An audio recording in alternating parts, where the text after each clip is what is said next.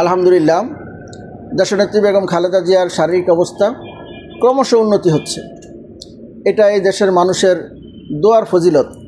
বাংলাদেশের প্রতিটা প্রান্তরে দেশনেত্রী বেগম খালেদা জিয়ার জন্য যেভাবে দোয়া করা হচ্ছে, নিকট অতীতে এমন করে দেখা যায় নাই কোনো রাষ্ট্রনায়কের জন্য এভাবে দলমত নির্বিশেষে মানুষ দোয়ায় প্রার্থনায় রত রয়েছে।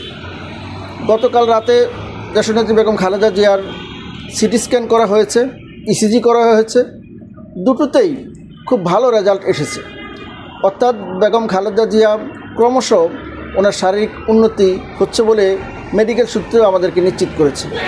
আপনারা জানেন, এর আগে ওনার যে এন্ডোস্কোপি করা হয়েছিল, সেই এন্ডোস্কোপিতে ওনার যে ইন্টারনাল যে ব্লিডিং হতো, সেই ব্লিডিংটাও আলহামদুলিল্লাহ বন্ধ করা গেছে। অর্থাৎ ক্রমশ উনি স্বাস্থ্যের দিক থেকে ভালো হচ্ছেন, যদিও উনি এখনও ভেন্টিলেশনেই আছেন। উনি ওনার পরিবারের সদস্যের সাথে উনি ইশারা ইঙ্গিতে কথা বলতে পারছেন, বুঝতে পারছেন, উনি সাড়া দিচ্ছেন। এটা এদেশের মানুষের জন্য, এদেশের গণতন্ত্রের জন্য তথা বাংলাদেশের জন্য একটি সুখবর বলে আমরা মনে করি।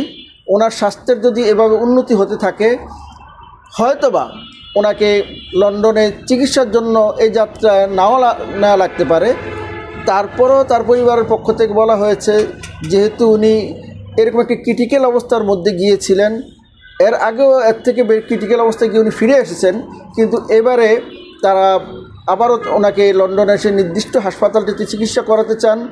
এদিক থেকে কাতারের দেওয়া যে এয়ার অ্যাম্বুলেন্সটি আছে, সেটির শিডিউল আগামীকাল সকালে সেটি ঢাকায় আসবে বলে এয়ার এভিয়েশন বিডি জনমতকে জানিয়েছেন যে আগামীকাল সকালে এয়ার অ্যাম্বুলেন্সটি সকাল 9টার দিকে ঢাকায় অবতরণ করবেন এবং রাতে যদি সব কিছু ঠিক থাকে এবং মেডিকেল বোর্ড যদি অনুমতি দেয়, তাহলে লন্ডনে নিয়ে যাওয়ার মতো পারিবারিক সে প্রস্তুতি আছে। নির্ভর করতেছে মেডিকেল বোর্ড কী সিদ্ধান্ত দেয় তার উপরে। আমরা দোয়া করি যেন দেশনেত্রী বেগম খালেদা জিয়া দ্রুতই সুস্থ হয়ে আমাদের মধ্যে ফিরে আসুন। এ পর্যন্তই আজকের মতো। ভালো থাকুন, সুস্থ থাকুন।